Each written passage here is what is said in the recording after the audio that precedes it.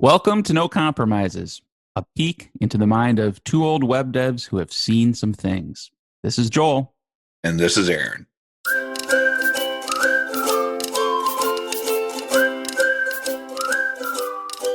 So it's an argument as old as time. How should this code be formatted? Do I use spaces and or tabs? What is the standard I want to use? All these different things. And as time goes on, we have these tools that will auto format our code based off standards. You know that, right? I mean, Of course. we have our own standards for PHP. We use some for JavaScript. So really, there's no excuse ever to look at code and say, like, that's not formatted right anymore, because we have tools that automatically do it, right? Maybe. There's edge cases, things that they can't do. But I think like line wrapping and stuff, right? Well, yeah, I mean, that's true. You can get them to, like, decide a line wrap, and if it's this, wrap it, or if it's so many attributes, put them on all new lines, that kind of stuff. Sure, right, yeah. But there are edge cases. There are, like, even like not even indenting per se, but like I just want to structure this set of code a little bit different so it makes more sense to me, but both formats are correct. So there's a little subjectivity in there. I've felt kind of guilty now, though, based off of all the tools I have available to myself, when I open up a code editor and I just start removing blank lines and adding them, indenting and removing stuff. You ever kind of feel that way? Like, do you even do that? You mean like something that the code formatting standard wouldn't have picked, or like it, or wouldn't have caught, or like it would have caught it, but you just want to do it yourself? A little bit of both. Sometimes, like I said, it won't catch it. Other times, it might format it. Like if you have a huge line of something, it might format it in one way, but I want it formatted a different way. Yeah, and both are legal according to the standard. Yeah, okay. Yeah, it'll just pick one, and I don't want that way. I can't say I do it a lot, but there's definitely been times where it's like I look at something and I'm like, I don't like that, but like the standard says it's fine, so should I just move on or not? Yeah. Well, I always feel guilty too, because we have all these different tools, and I shouldn't be spending my programmer brain like looking at line breaks and indenting and moving stuff around. Like, such a waste of time and money, right? You shouldn't be doing that. And I felt so guilty about that, but I still do it every once in a while. And the last time I was doing it, I was like, why am I feeling guilty? So I pushed it out of my brain. I said, I don't know, you've done this for years and years and years, and hopefully you're a good programmer still. So let's just do it, and let's not feel guilty about it.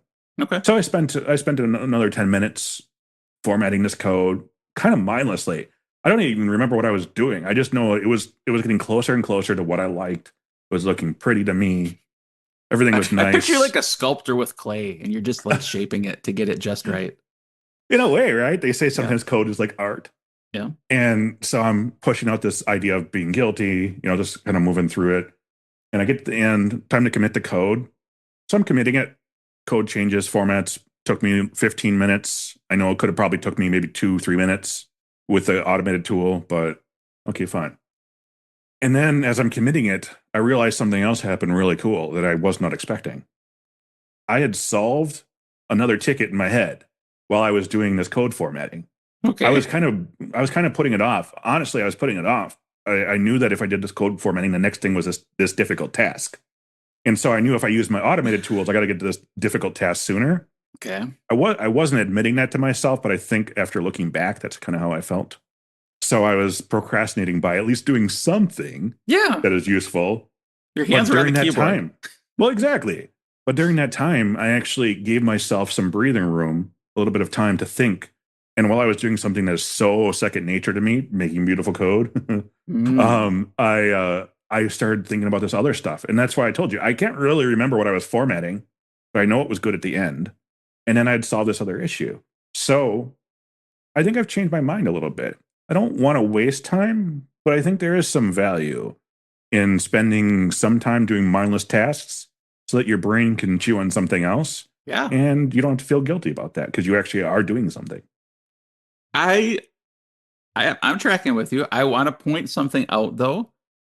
Okay. You said this was like a 10 or 15-minute exercise, right? This wasn't like half a day. Correct. Yeah. So I think that's important, and that, there obviously you could take this to an extreme, but if it's like the 2 minutes versus 10 or 15 minutes, then yeah, you're basically taking a break, while your hands are still on the keyboard. And like I will sometimes take a walk, but then you're almost more disengaged. And it does free your mind up more to problem solve or whatever. But now you got to get back in the groove. Whereas like you're still in the groove of programming. So I can see some benefits to this approach. Yeah, I would say you have a point there. It's maybe a tiered system where it's Yeah. like you're in your groove, you're in your zone while you're in your zone doing stuff. If you have a semi-hard problem, maybe do something simple so your brain can Hmm. chew on that. If you Yeah. have a very difficult problem that actually requires a lot of planning and thinking, maybe go outside and take a walk then. Yeah. I've even taken a nap, like just 15, 20 minutes closing your eyes. Like you don't even fall asleep, but it's a mental reset. Well, not all of us can take the nap with our heated floors. I'm not laying on the floor. It was nice though to use an automated tool and kind of balance it without turning off my brain entirely. Yeah, that takes some balance because we do automate things to free us ourselves up from like monotonous or Mhm. menial, tedious tasks, but we don't want to completely relinquish authority because again, this is code formatting, which is subjective, I would argue. That's why there are Mhm. so many different coding standards. So like maybe over time we change our mind, but if we turn our mind off and we just let the tool tell us what's right and wrong, like we would never grow or you lose the opportunities like you talked about earlier in the story. But it just in general, like the tool is for me, it's not telling me what to do. Oh, and don't get me started on seeing a commit with some weird code in it and someone saying, "Oh, that was the automated tool that did that." That's No, no, that was you. I've tried that.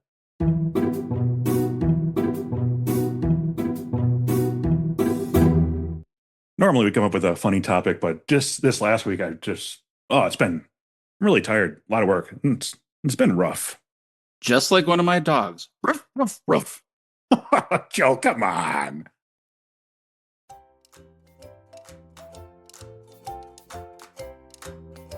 You know what's even better than automated tools reviewing your code? Two old men like us.